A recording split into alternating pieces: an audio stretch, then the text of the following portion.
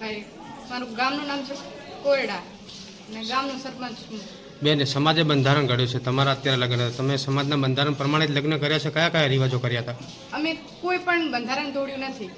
સુરતમાં શું આપ્યું હતું? લગ્ન મૂકવા ગયા હતા સુરતમાં એક જ પિત્તરનું બેડું મેલ્યું છે, અને જાહેરમાં કાંઈ પણ બીજું નહીં. અને દાંડિયા રાસનો જે વિડીયો વાયરલ થયો છે તે શું હકીકત છે? એ અમારે કુળદેવીનો જન્મદિવસ પણ હતો અને લગ્ન પણ એક ભેગું હતું એક તારીખ.